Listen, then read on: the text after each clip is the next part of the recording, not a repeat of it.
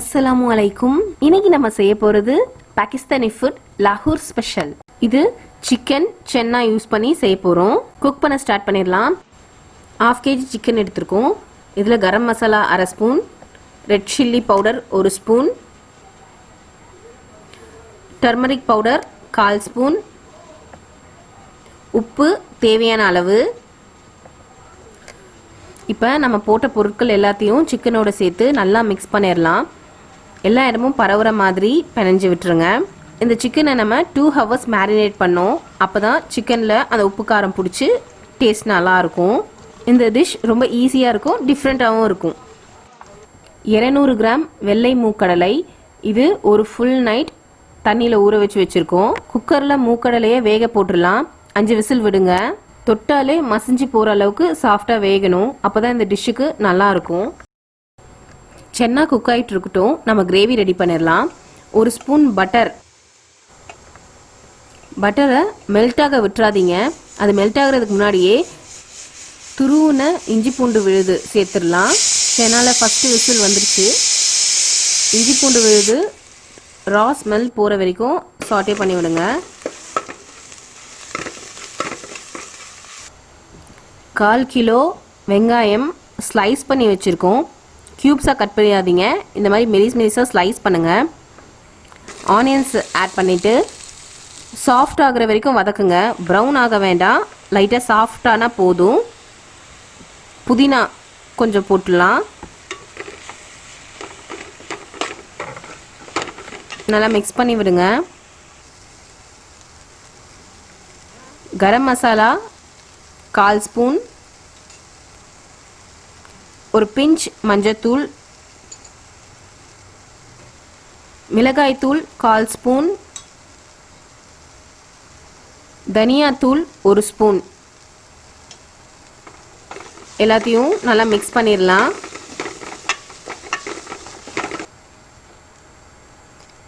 ரெண்டு தக்காளி பொடியாக நறுக்குனது ஆட் பண்ணிவிட்டு தக்காளி நல்லா வெந்து சாஃப்ட் ஆகிற வரைக்கும் குக் பண்ணுங்கள். உப்பு தேவையான அளவு ஆட் பண்ணுங்கள். ஏற்கனவே சிக்கனில் உப்பு ஆட் பண்ணியிருக்கோம், அதுக்கேற்ற மாதிரி பார்த்து ஆட் பண்ணிக்கோங்க. இப்போ நம்ம பாத்திரத்தை க்ளோஸ் பண்ணி 7 minutes விட்டுடலாம். எல்லாம் நல்லா குக்காகி வந்துடும்.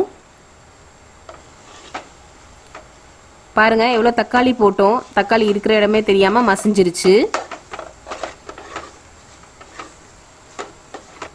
மேரினேட் பண்ணி வச்சுருந்த சிக்கனை ஆட் பண்ணிடலாம். அந்த கிரேவியோடு சேர்த்து எல்லாத்தையும் நல்லா மிக்ஸ் பண்ணி விடுங்க.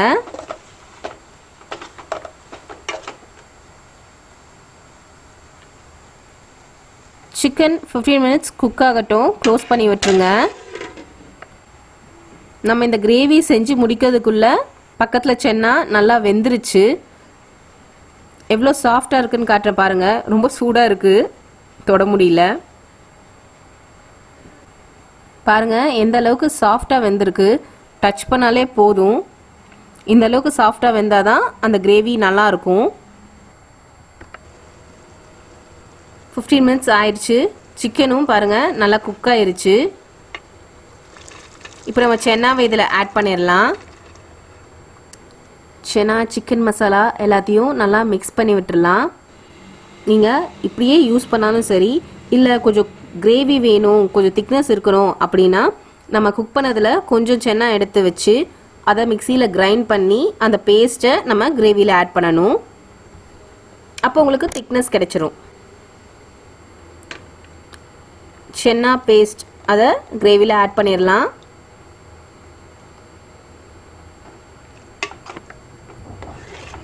ஆட் பண்ணி மிக்ஸ் பண்ணி விட்டுருங்க. 5 minutes ஹை ஃப்ளேமில் வைங்க.